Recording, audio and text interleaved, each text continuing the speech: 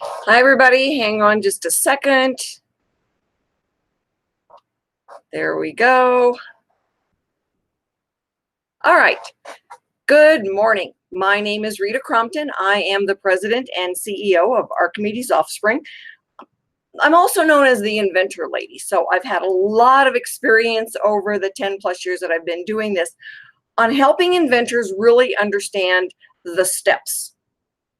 And that was part of what inspired us to be able to do Archimedes Offspring. All right.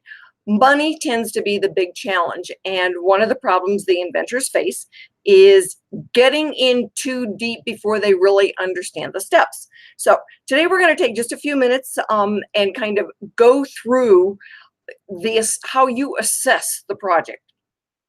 All right. First thing, you have the aha moment, backyard, washing the dog, playing with the kids, at work, whatever. You have an aha moment. You build yourself a prototype. You work with it, you use it. Somebody else might see it and say, oh, it's a really cool idea. You should file a patent. Honestly, the inventor's first go idea of a business plan is have idea, get patent, make money. And it just doesn't work that way. So what do? All right. One step at a time. If you read the Inventor's Galaxy Guide off my website, inventorlady.com, it breaks down the 7 steps for you. And the first step then is going to be getting your own searching, doing your own search. Look around, take the blinders off. What would you Google to find you? And really look, get into the USPTO website. Look around there. You don't appreciate how difficult looking at the USPTO website is until you actually go there. And then you really appreciate somebody else's time when you've paid them to go in and look and create the report. So the first thing you pay for then is actually an independent search. You want somebody else out there looking for it, digging through it, assessing if this is used in this industry, could it be used in another industry? Because a good patent is not industry specific. So if it's doing the job and you look at that job and how it's done, could that job or that thing do the same, have the same use in another industry? So that's kind of what we're looking for is that piece. Until then, all right, you don't really know if you should be having angst over should I file or not should I file. You don't know what's out there in the public domain. So $500 to $1,500 gets you an independent search. This doesn't get done by, usually it doesn't get done by a registered patent attorney, and certainly not by the attorney that you would like to have write the patent for you. Conflict of interest, you need to separate those things out. So once you get the search report back now and you say, oh, this has been done a dozen different ways and it's never made it to market, the next question is not necessarily that you can't do it. It is a matter of why didn't it get to market? It's important to understand you do not need a patent to go to market. And I'll get a lot of inventors that say, oh, you know, somebody told me just get to the marketplace first and sell it like crazy. It's a strategy, but it's not necessarily the best strategy. The patent allows you to negotiate. It allows you to license it at some point. It allows you to tell somebody else you can't do that, it's mine. So one of the things I ask people when they say that is like, well, what are your goals? If you don't care that somebody copies you, then fine. If you're just doing it for the good of mankind and you're going to throw it out there and let anybody and everybody make it, that's fine too. If you just can't file any intellectual property, but you're not infringing on anybody and you want to make a few thousand of them, that's fine too. It really depends on, once you find out, are you infringing on someone else or you could file, what is it that you want out of it? What are your goals? And that's when I ask them. It's like, all right, we've got the search back now. We know, you know, the parameters of being able to file. What do you want? All right. Now you say, well, I want to make some money. I'd like to go to market. I'd like to get this done. So now we start looking at the next few steps of this and what it's going to cost. And I tell inventors, it's like, you don't need $50,000 in the bank today, but you may need $50,000 access over the next 12 to 18 months. So first round of money comes from you, your bank account, your savings account, your credit cards, whatever. I joke about, you know, selling your firstborn.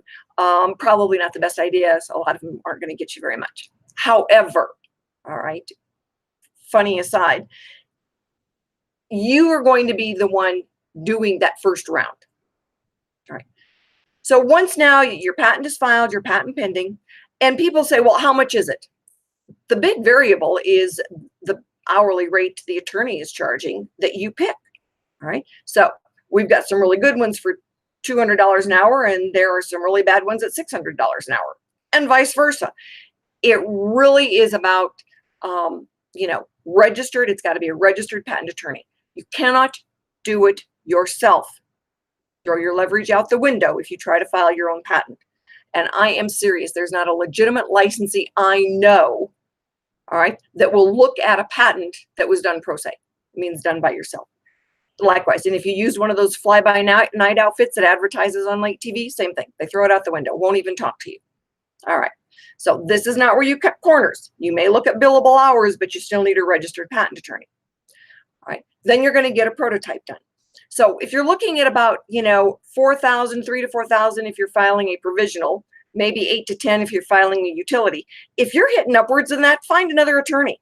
I'm serious. When somebody comes to me and says, oh, I spent $50,000 on my attorney, that either says you don't know how to manage your money or you've got way too much money to waste, because you're going to need that money down the road.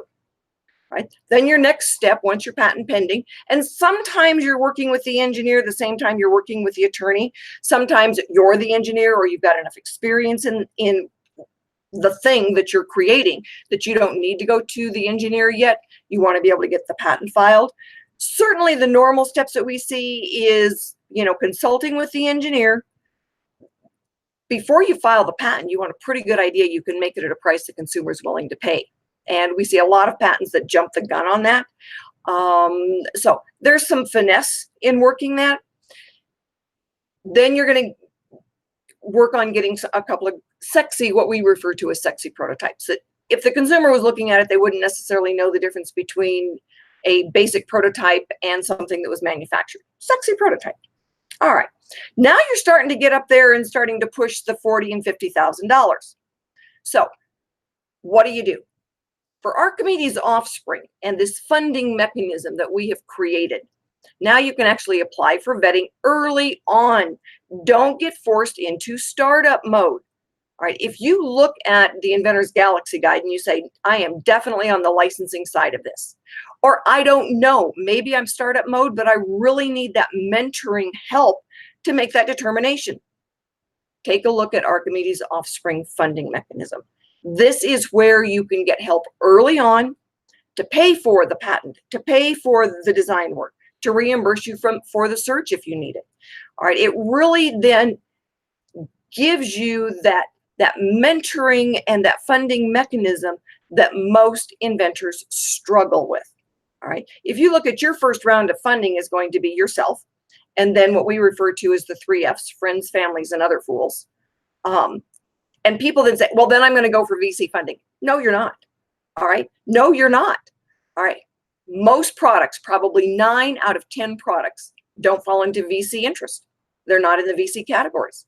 Now what? You have wasted maybe $100,000 trying to get teed up or more, because one of the first questions they ask you is how many have you sold? And they expect you to have sold a lot. All right. Hundreds of thousands of dollars have gone into manufacturing now and marketing and trying to get the word out there. And then they still turn you down. Right. Go to Archimedes Offspring. All right. Go through the vetting process. You will learn so much about whether or not you really have something good for the marketplace. Being able to get funding in place before you have spent all of your savings, second mortgage on the house, cashed in 401ks, or priced out your firstborn. Look at the option. All right. Look at the help you get, at nothing more than the fact that we're protecting the investors. So we want to make sure you're doing everything right. We're protecting you. We're protecting the investors. Archimedes Offspring, serious option for serious inventors. My name is Rita Crompton. You can reach me at rita@archimedesoffspring.com. The phone number is 720-535-2019. So shoot me an email, give me a call. Happy to answer the questions for you. And the form for the vetting process is online. We will sign a non-disclosure for you and take a look at your form. Don't stress over it. Fill it out the best you can. And if there's any gaps, we'll let you know. Fill out this part. We need more information. Do you have the functioning prototype? Like I said, serious money for serious inventors. Have a great day.